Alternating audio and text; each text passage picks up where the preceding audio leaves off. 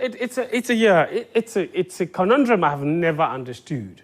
You know, unless there is some kind of mischievous intent behind the amount of money we pump into the BlackStars, I don't see where it makes a lot of sense. There's an aspect that we can explain, which is that the BlackStars is a cash cow. So, in my experience... Certainly not for the state. So I'm coming to explain. Because for the state, it's a dog. Let me explain to you.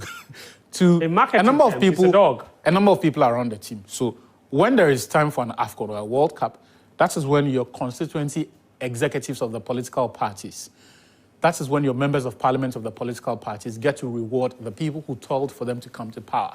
So when you see the list of names that have been drawn up that are going to be on the state's list, right, on that charter flight to the Qatar World Cup, Cameroon 2019 or 2021, you will find out Brazil 2014. You will find out that there is a huge chunk of people there who the ministry cannot explain.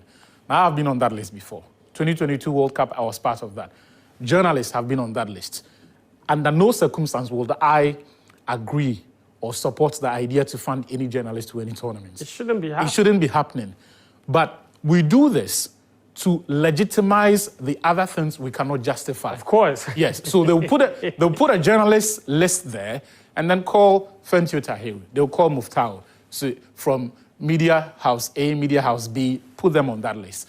But also, so that when you start to speak up, then they pull up that list. Yes. But also, we have party foot soldiers disguised as football fans who will be on that list for the country. So you're saying that the BlackStars has become a reward scheme? It is a reward scheme. Tournaments, for example, have become a reward scheme for ruling parties to reward not just... Before the AFCON started, yeah, Abraham Boakye, one-man supporter. One-man supporter.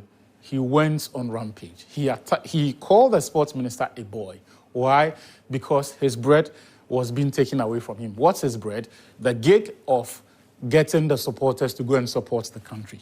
Being the one to organize the support. Yes, it is now a business. Someone gets that contract, goes to government, gets the mandate, and now determines who is on that list. Sometimes there have been allegations of how that list is drawn up and the determination of which members of which supporter groups will join. There was a big fight even in Abidjan where the fans had to address a press conference and address Abraham Boakye. So even the division among the fans, fighting over who goes, and has who become so stark, a big problem. Simply because now they're not just only fans that go there anymore. There are, as I have said, party foot soldiers who are sent there in the guise of supporters. And this is a big problem because if you look at the budget for 2023, this very AFCON, I can tell you that a minimum of $600,000 was committed to just taking care of football fans. That's right. That is true. And from